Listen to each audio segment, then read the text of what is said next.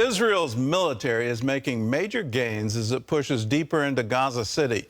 The IDF captured a key Hamas terrorist base, which used to plan the deadly October 7th massacre. For the first time since the war began, Israel has now agreed to limited humanitarian pauses. Chris Mitchell brings us the story from Jerusalem. Israeli Prime Minister Benjamin Netanyahu told Fox News that the pauses that the White House announced will be limited and only in different neighborhoods so that civilians can get away. But he again made clear there will be no ceasefire until all the hostages are released.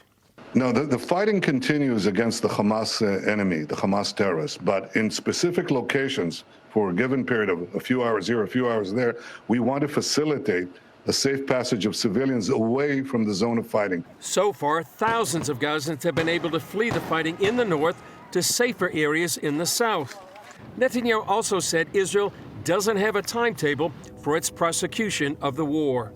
I've set goals. I didn't set a timetable because, it can take more time. I wish it'll take little time.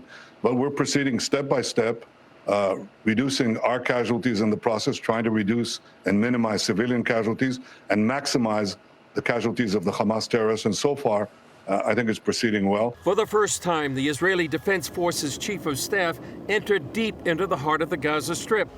The Israeli military captured one of Hamas's main bases, which it used to plan and prepare for the October 7th massacre.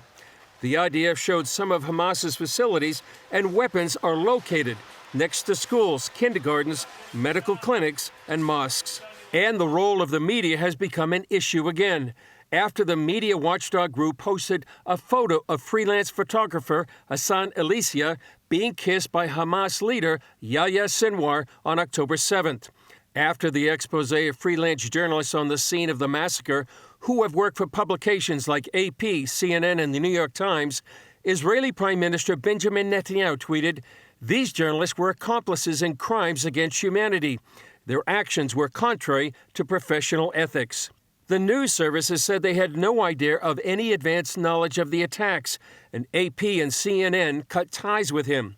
But Alex Trayman, Jerusalem bureau chief of the Jewish News Syndicate, tells CBN News Hamas uses the mainstream media for its own purposes.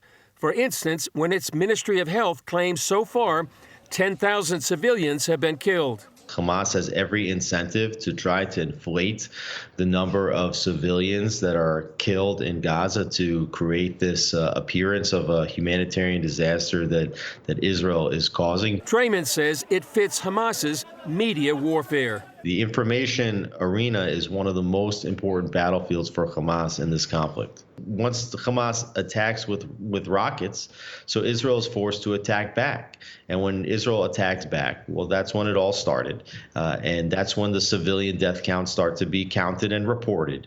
And that this pressure creates a lot of diplomatic, delegitimization of the state of Israel. And that is really what Hamas is hoping to achieve. They want the international community to demonize and delegitimize the state of Israel. Chris Mitchell, CBN News, Jerusalem.